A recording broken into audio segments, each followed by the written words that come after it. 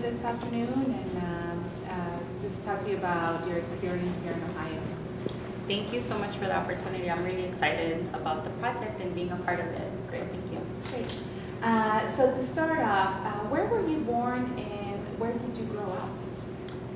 So I was born and raised in Chicago, Illinois, in the Humboldt Park area.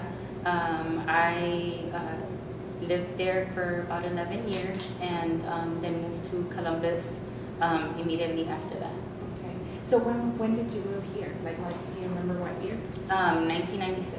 Okay. I was in 6th grade. Oh, wow. What area of town did you live when you first moved? When we first moved to Columbus, we lived on the west side, specifically in the famous Lincoln Park West apartment complex, which I think has had like 15 name changes since then. But we, when my family moved to Columbus, Ohio, we were one of the very first Latino families in that neighborhood. And we lived there for about a year after moving from the west side of Columbus. We moved to Dublin and pretty much spent, a majority of time there until I graduated from high school. Great. What was your first impression of Columbus? Ay, Dios mío. Those were probably my first words. For me, as a young Latina, growing up in Chicago, Illinois, in a very close-knit family, for me, the move here was a culture shock.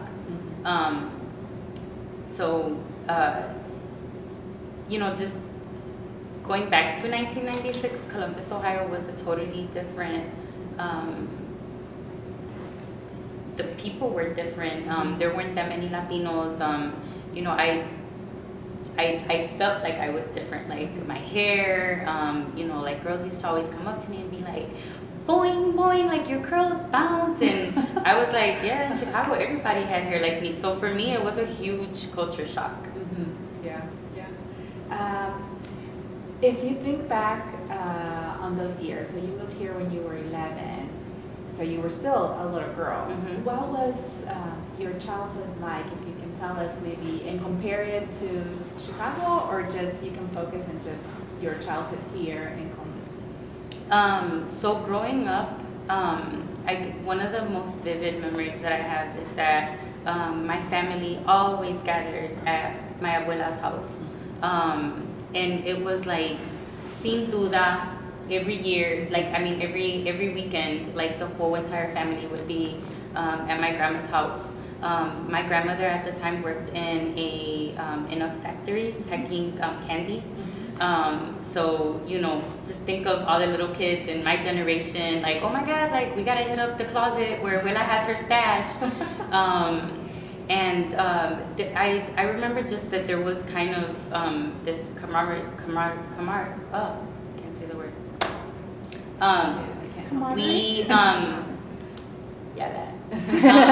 So one of the most vivid memories at Abuela's house is that the women would all be in the kitchen, making the rice and the beans and the meat and just having conversation. One of us is washing the dishes, another one is drying, and then the men would be in the living room watching sports, and the smaller kids would be in one room playing around, and the older kids would be in the bedroom watching TV. And I just love that sense of family. And moving to Columbus, that changed because all my family stayed back in Chicago.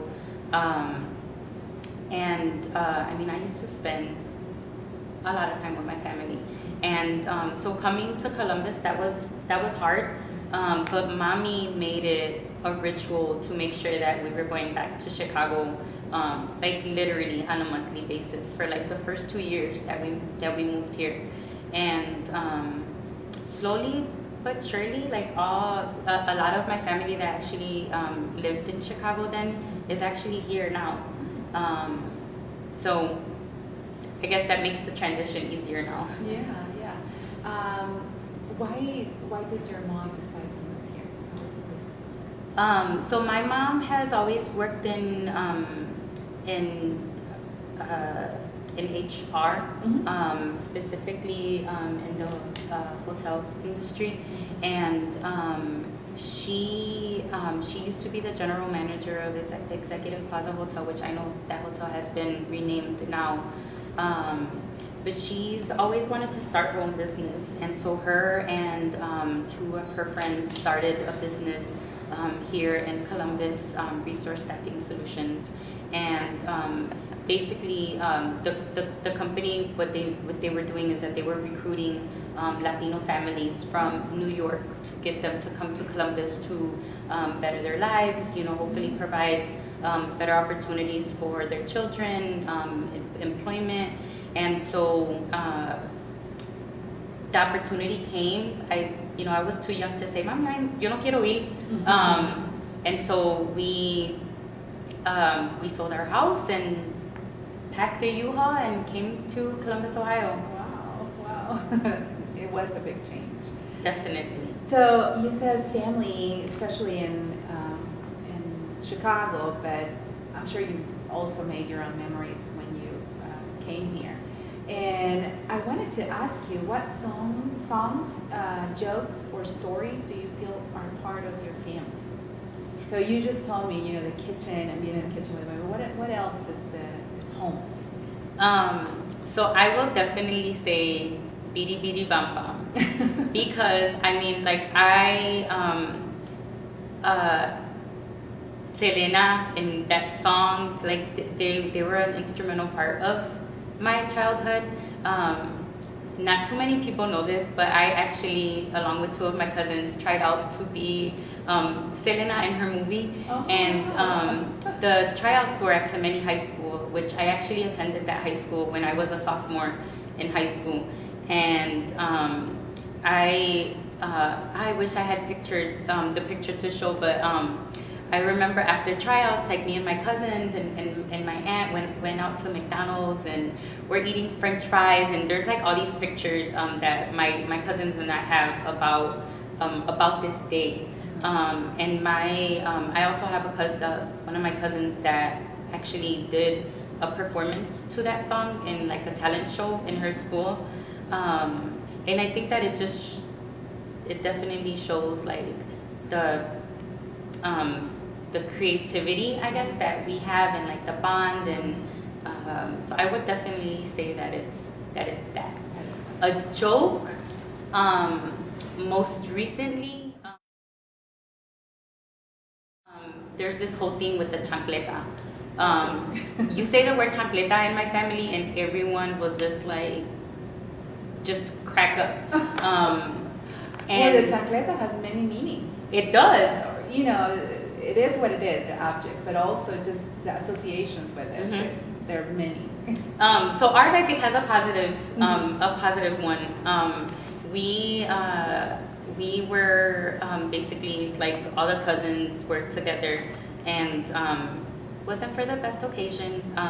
It was actually for our family got together for a funeral, and to try to lift everyone's spirits. We were trying to just talk and remember the good times and just silly things, jokes and things like that. And we all started talking about we all went down a list and wrote down everyone in our family's names and kind of a word that was associated with each person. Okay. And so in that we started talking about the chancleta, and we were we should come up with a dance.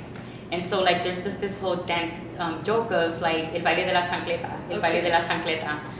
So whenever we hear anything about the chancleta, it just brings back all those memories, and it kind of helps relive a sad moment with some happy memories. Okay, great. What are you've talked a little bit about some of those first memories in Ohio, and your hair, the differences. Is there anything else that you remember about those first years here in Columbus? Definitely, I remember back in those days, I was ecstatic that whenever I went anywhere and heard anyone speaking Spanish, whether you look Latino or not, I heard Spanish and it was like, ¿qué? ¿Qué? We don't know you yet. That was big. And Columbus has now grown onto me. I still, I've been here for almost 18 years now. Oh my God. Mm-hmm. But Chicago's still my home. Like I'm still a city girl at heart. It felt like a campo, coming from Humboldt Park, which is, a very Puerto Rican dominant city or area in Chicago. It was weird for me to come here and be like, oh, you guys don't have like the big steel Puerto Rican flags on, California Avenue, and, there's not a Lily's record shop, or, there weren't, at that time, there weren't a lot of Latino businesses. And so I think I missed a big part of like my culture. There wasn't anywhere where I could just go and buy sancocho si se me antojaba algo, or just buy a plate of arroz con gandules with pernil or something like that. And so I think a lot of those things were definitely missed. Taking into consideration that I was exposed to all those things on a daily and weekly basis. Yeah. Great. Who's the most important person in your life? I'm sure there's many, but who's the first person? My mom.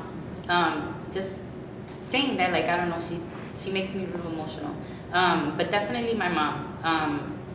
I'm a lot like my mom. She, like, I feel like I owe myself to her.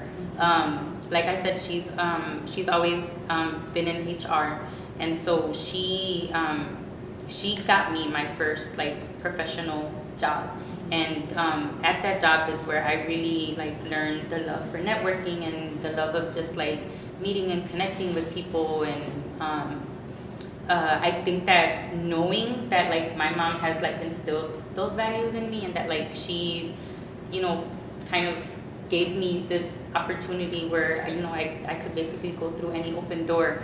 I think that that's what really like got me to find that love for the journey that we have with each other.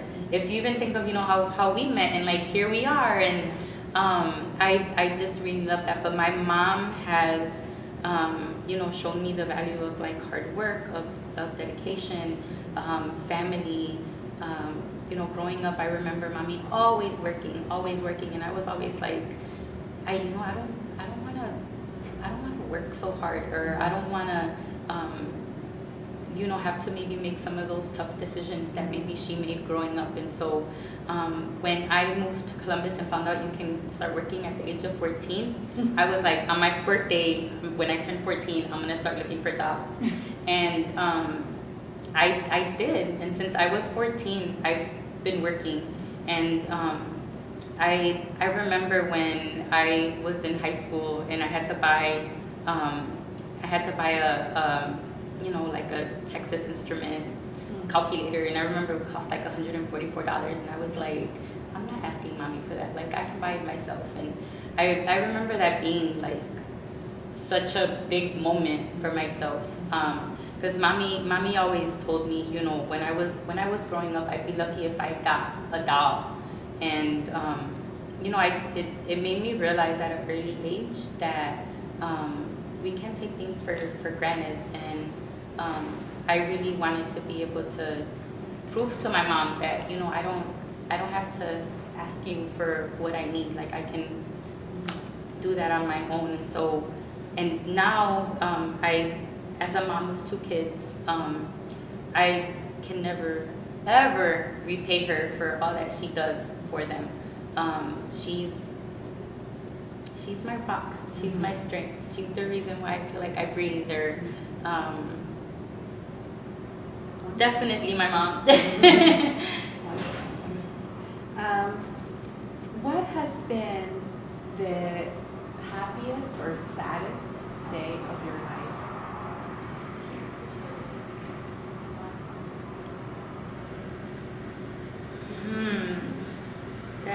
happiest day, I would say was April 30th, 2008, which was the day that my son was born. Being a mom is it's almost speechless. I mean, it's beyond words. Being a mom for the first time for me was just it gave me the opportunity and the strength to be able to pass forward what my mom was able to instill in me, and it was a happy moment for my husband and I. It was definitely life-changing, but I would not take it back or change it for anything in the world. So now that you have, how old are your kids? You have 2 sons? Yeah. So my oldest, Duncan Eric Nesbitt III, which is he's named after his dad. He will be 6 next month, and he's in kindergarten. And Antonio and Alexander Nesbitt is 18 months. So he's not a baby anymore. No. That makes me sad. So what traditions, family traditions, are you trying to keep alive with them? So one of the traditions that we're definitely keeping alive is on Christmas. My family always opened up our gifts at like 12 o'clock. And that's something that I'm definitely keeping alive with my children, along with my husband's traditions. So we do, we allow them to open up some gifts at 12 o'clock, and then the morning of Christmas Day, we'll, open up the rest of the gifts or whatnot. Another tradition that we have, that we try to do, maybe not as we did, growing up at Willa's house on a weekly basis, but just really, making sure that we find that time, like we're, as a family, like we're getting together around food and, just to celebrate our culture, our family, and to, remember where we came from. So I would say that those are definitely things that we have tried to instill in our children, and of course speaking Spanish. Yeah. I will admit, with my first child, I wasn't on top of it as much. My husband is Black and Mexican, but he, when he was growing up, his mom was learning English. So in that process, she kind of forgot to teach the boys Spanish, and so they didn't really grow up too much with their Mexican culture. And so for me, I found it hard to always have to like translate, because then you feel like a broken record. You sound like a broken record, like, oh, I just said that 3 times. But with Antonio, like, it's definitely a lot easier. My kids actually both just went to the Dominican Republic for the summer, and I kind of jealous of my oldest a little bit, because he came with a Dominican accent, and it was really fun. It was a great opportunity for them. They were gone for 40 days, the both of them. So it wasn't easy on my part, but it was probably the best decision I've ever made as a mom. Okay, great. So now you work here at Kappa, right? Mm-hmm. What other jobs have you had here in Columbus?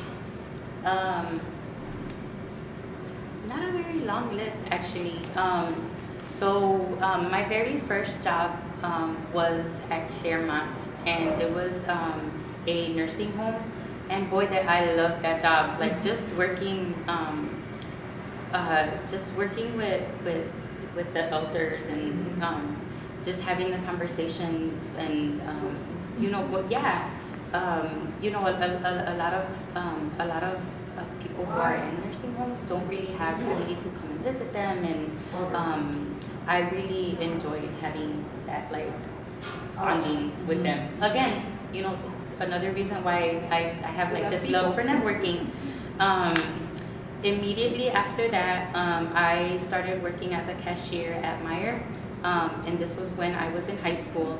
I've also worked selling cell phones, and when I would say like my professional career kicked off with the job that my mom got me. I was a bilingual pharmaceutical sales representative at Modern Medical, and there I met like the second person that I probably owe my career to.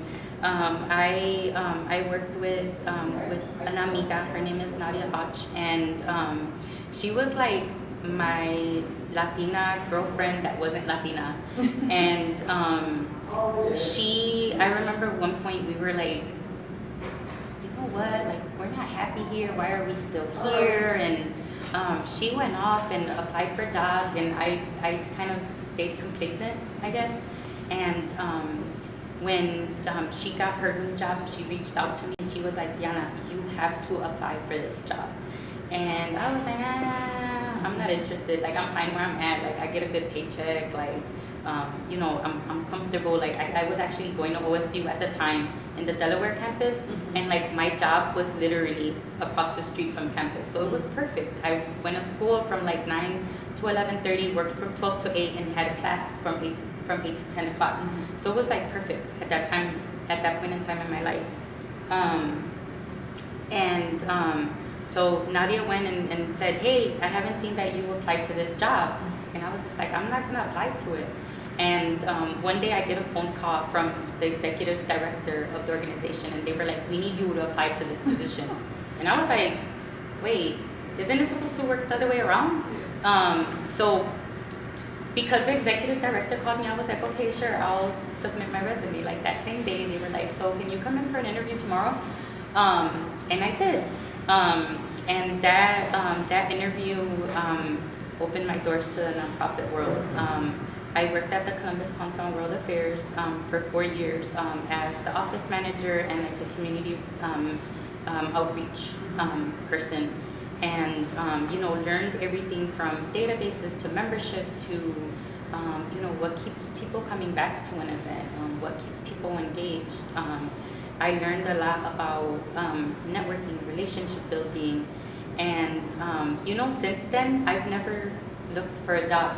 I've had the opportunity to actually be sponsored by people, and 4.5 years into that job, I was invited to lunch, and was on our way out. They were like, so what do you think about a job working as a development associate at the Women's Fund of Central Ohio? And I was like, man, that's like a tough call because I really loved my job, but I was at the time I was really passionate about empowering women and girls. So I decided to take the job. I was at the Women's Fund for about 4.5 years. Got to do and work with amazing people.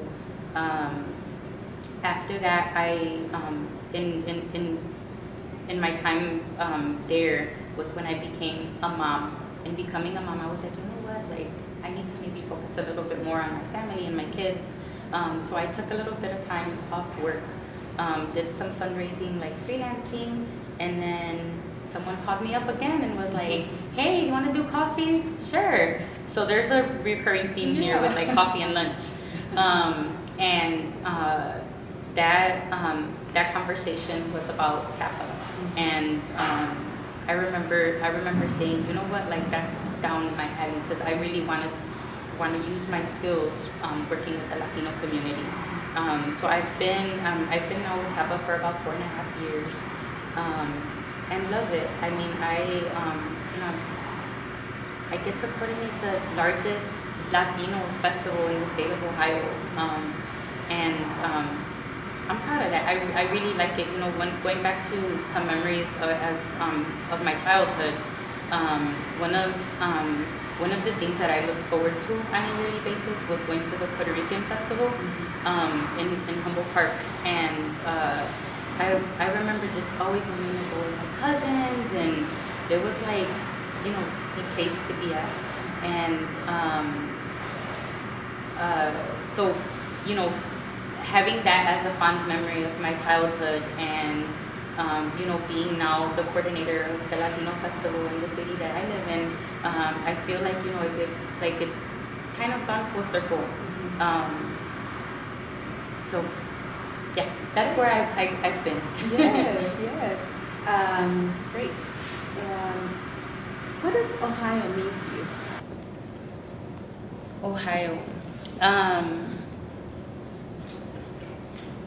Opportunity, growth, journey, friendships, strong friendships.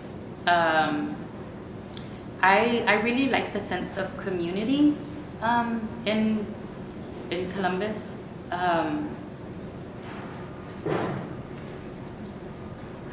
And the opportunity for growth here, I mean, whether it's, you know, economic, social, education, I think that I think that Columbus, Ohio has a lot to offer. And I think especially as a young Latina, I feel like, you know, Ohio almost has so many opportunities that it's like, you know, like conquer the world. Like you have an idea, like go for it. I think that's what Ohio represents to me. It feels very like inclusive. Great. Can you think of a moment or that was difficult? Let me rephrase that. What has been one of the most difficult times of living here? In the beginning, I would definitely say that like fitting in. You know, just going back to it, I was, you know, 11 when I moved here. I was in the 6th grade. So like, you know, you're like in that tween phase and, you know, coming here, like I didn't, you know, I didn't have any friends. You know, I had an accent. I mean, I still have an accent, but like, you know, 18 years ago, I had a really strong accent. You know, I came from a school that was like 99.9% Latino. So coming to Columbus, I mean, honestly, like I've never seen so many Caucasian people at once, like seriously, and which, you know, is why for me it was such a culture shock.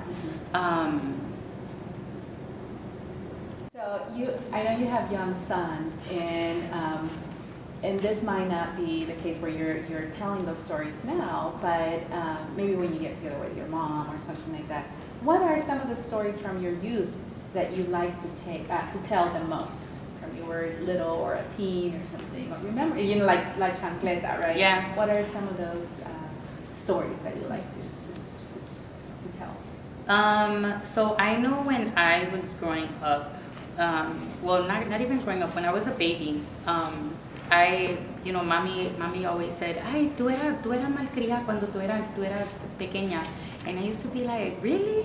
And so there was I used to like, when I got upset or mad when I was a baby, and like, this is like when I was like 1 or 2, I used to always like, you know, throw myself on the floor and like pound my head on the floor.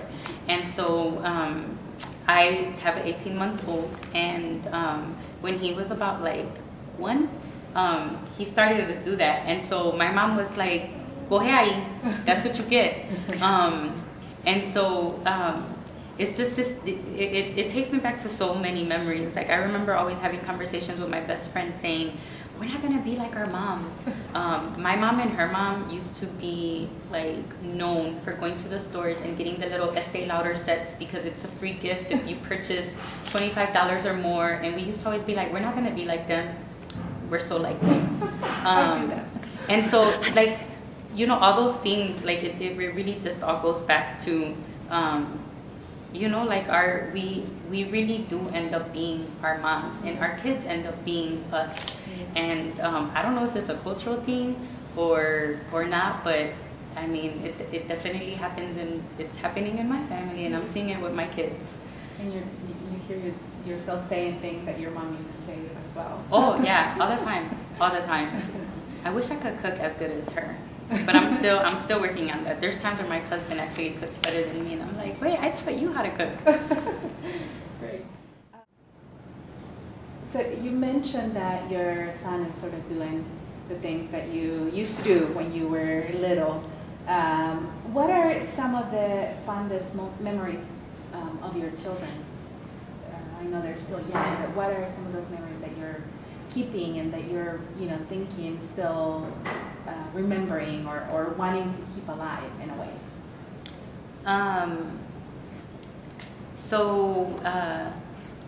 I have a lot of recurring themes. Going back to the story about my hair and the boing and all that. My oldest son probably has like the most beautiful hair like ever. Not just because he's my son, but because he really does or did. So my husband's father always thought that a man's wealth was dependent on how many sons he had and how long their hair was. And so when my son was born, we were like, we're never cutting his hair. So we didn't for a good like 4.5 years. And he has tight curls just like mine, but a lot easier to manage and just nicer curls, I guess. So we were actually growing his hair in honor of my husband's dad, who unfortunately passed away. And so even with more meaning, we're definitely never cutting his hair. But there was a day, it was Mother's Day, my husband's grandmother kept him overnight, and when my husband went to go pick him up, she was like, here you go, and gave him a Ziploc bag with 4 braids in it. I cried for 9 days non-stop. Eventually I got over it because I mean he's a handsome kid, but when he sees pictures of himself from back in the day, he's like, Mom, really? Like, you let my hair get that long? And then, we're able to like retell him the story and the history and the reason why we did it, and he's like, oh, okay. So now he sees his little brother. He also has, the curly locks. I don't know where they get it from. And so we're not like we did for my oldest son. My oldest son was named after his dad and his grandpa, so there was a lot of significance in that. With Antonio, we were just like, he can keep the curls, but it doesn't have to be like really long. So yeah, that's a big memory, and just them growing up with my mom and being able to to spend that quality time with her. I know my husband and I just, there's nothing that I could ever do to repay my mom for what she's done for the kids, but certainly memories of yeah, family too. yeah, yeah, definitely. And they just always want to help. They always want to help, whether it's cracking an egg to make some scrambled eggs, or to clean. Antonio right now, like whenever he sees wipes, he's like starts cleaning, and then I'll look at him and I'll be like, is it that you always see me cleaning, or is it that you just want to help? So little things like that. Great. If you were to give advice to new immigrants to Ohio, especially Latino immigrants, what would you tell them? Do your research. Get engaged with an organization, a cause, a nonprofit that you feel passionate about, and do it con toda fuerza. But definitely do your research and like make sure that you have a passion for what you're wanting to get involved in, and don't spread yourself too thin. I should take my own advice on that one.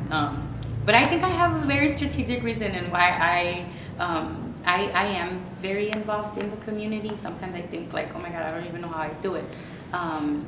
But I can definitely say that I am passionate about everything that I am a part of. Is there anything else that you would like to add to this interview? I hope that you know, people are a bit inspired by my story. If I inspire one person, like, I feel like I changed the world. And just, you know, don't embrace your heritage and your culture, and you know, don't ever stop being who you are. Don't let anyone ever tell you, like, you can't do that, you shouldn't do that, like, we tried that before, that's not gonna work. Do you. Well, thank you so much for the time.